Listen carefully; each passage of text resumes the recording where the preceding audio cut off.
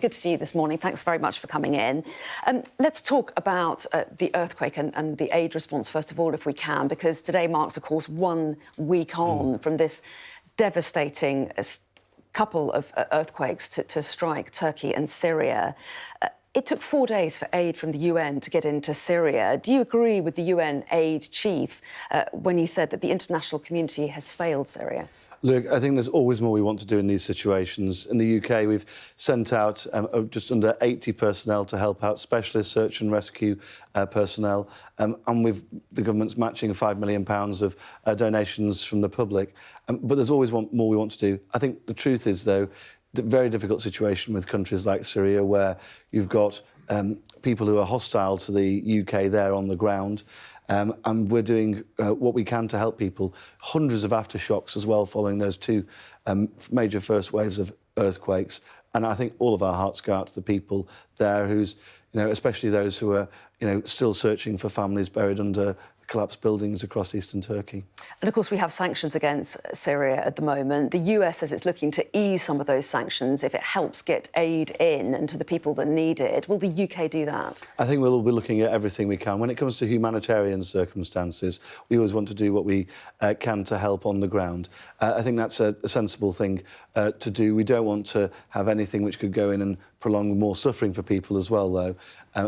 We have been out there on the ground doing what we can to help out with specialist teams, because we have some of these specialist teams you'll have seen all the way back from 2001 when we sent specialist teams to help out in America as well, when tragically so many of their first responders died, and that's a really good resource that we have, and we're fortunate not to have those issues here in the UK. But no decision on sanctions? No, I think the government will be looking at all of these things in the round, but I'm sure we'll be working lockstep with our important NATO partners like the US on matters like that. I want to turn to the issue of spy balloons, because the Defence Secretary, Ben Wallace, is saying today that Britain's going to conduct a security review after the incursion of these apparent spy balloons over parts of North America. How concerned is the government? I think the government is concerned about what's going on. We're concerned about influence more broadly of some states. I mean, one of the things that I think people don't think about when they think of China is some of these real issues which are there. We've taken hundreds of thousands of people, 140,000 people from Hong Kong into the UK last year alone because of the persecution they're facing. You look at the Uyghur population who are being, treated absolutely appallingly in parts of China as well, with slave labour conditions too. China is a hostile state, and we need to be aware of that and the way it acts and behaves. I think there was an era when China could have gone a different way and perhaps opened up, but it's quite clear at the moment it's not going in that direction.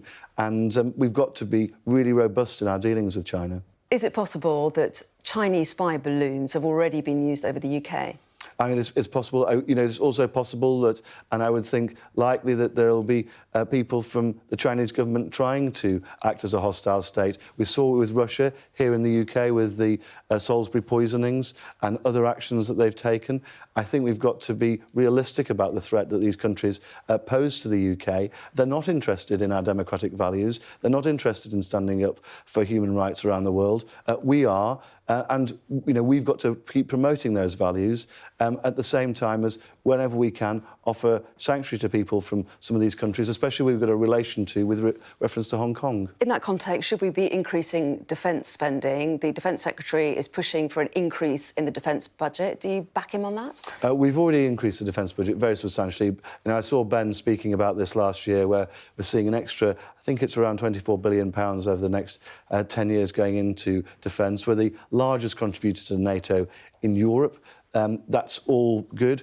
And obviously you'll have seen from the last few weeks the huge amount that we've been leading the way, few weeks, almost a year now, in the response to Ukraine with the extra resources we put in there. There's always more I'd like to do, but it's got to be done in the context of a balanced section of public finances. I want to see us always have a strong defence, and that's also got to. We've also got to have a growing economy, which is what pays for all those public services, and also we've got to have those other public services which constituents need on the ground as well. Let's talk a little bit about strikes now, because the RCN, the nursing union, is talking about escalation of its strike action. They're warning that staff from A&E, from intensive care, from cancer wards as well, could be involved in the next round of strikes. Also, exemptions for some hospitals may no longer be granted.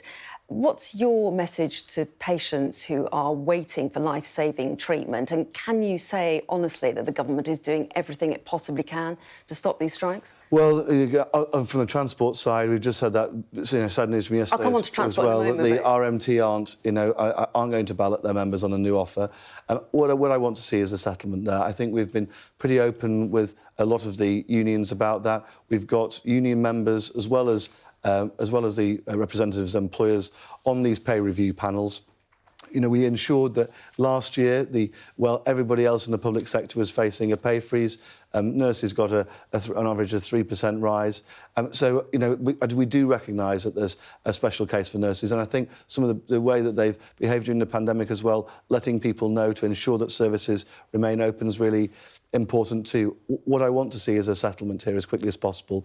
But the most important thing we can do, not just for nurses, but for everybody, whether in the public or private sector, is get inflation down, because that will eat away any pay rise people are seeing at the moment. That's why the government's committed to halving inflation by the end of the year, because it's a tax on everybody, whether you're working in the public sector, whether you're somebody who's retired, whether you're in the private sector. And that's got to be our top priority. And we don't want to do anything to keep fueling that inflation, because that will just make the situation worse, and we'll always be chasing our tail. Okay. So that's got to be the concentration. OK, well, nurses might say we can't wait for inflation to come down. So too might rail workers. As you say, the RMT have rejected what was described as the best and final offer from train companies. You, as you say, you're a transport minister, so where does that leave talks? Will you be going back round the negotiating table? Well, as I said about inflation, we've got a target to halve it by the end of the year, so we're not asking people to wait forever. We're really pushing on this as a top priority. But to come to the transport unions, the RMT have been offered a backdated pay rise of 5% for last year, compounded with a 4% rise for this year, and that all of that pay will be paid and backdated.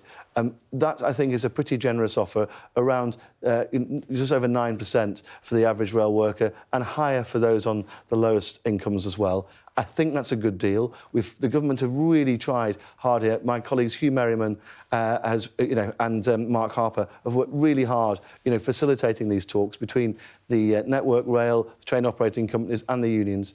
The unions, I think they need to have the confidence, if they still are rejecting our offer, to go to their membership and say that that's what they want, and they want a fresh ballot. They've not done that. They won't ask their members for their views. The truth is, I think a lot of people who are working in the rail industry now would like to see this settlement happen. They'd like to see the pay rises in their pay packets. That would be a big boost for a lot of those lower-paid railway workers. And I think that's what I want to see, and I think the union needs to have the confidence to go to its own members and ask their view. Quick thoughts on what Labour is highlighting today. They're highlighting government spending on credit cards, government-issued credit cards today. They say there's a pattern of using these cards for lavish entertainment, luxury hotel stays. Is there a culture of lavish spending in government departments at the moment when people are worried about paying their bills? Certainly not. I mean, when I was on my last visit, I was up in Lancashire last week to Bury. I stayed in the very well-appointed Premier Inn and drove myself up there with some of the team as well in order to save on costs and get there in good time.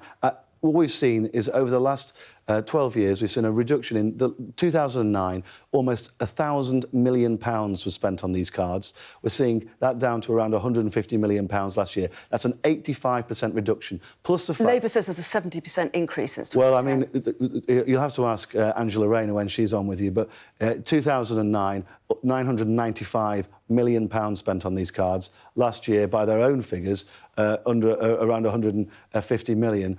There's a big difference there. What I want us to see is government spending all properly declared transparently. Obviously, there'll be some situations where, you know, if the people are travelling internationally and there's a big international conference, there will be, you know, more expenditure on certain things. But what we saw in 2012 was all of these figures are fully available on the government website. I checked it out myself. There's a monthly transparency reporting of this, and transparency is the best thing. Sunlight is a great disinfectant for this sort of stuff, and so I think that's why it's so important that we're as transparent as possible with what the government spends. In a word, will you ban these cards? Well, I think there's a use for them, and actually, if everything had to be invoiced, you know, you can't actually do stuff that you need to do and can be more expensive and more bureaucracy. What I don't think we should do is introduce more bureaucracy, a sort of Jim Hacker-style Department of Administrative Affairs to administrate the other administrators, which seems to be Labour's proposal. I don't want to see more bureaucrats. I want to see transparency coming through and helping us keep government spending as reasonable as possible for taxpayers in my constituency and across the country. OK, Richard Holden, thanks very much indeed for coming in today.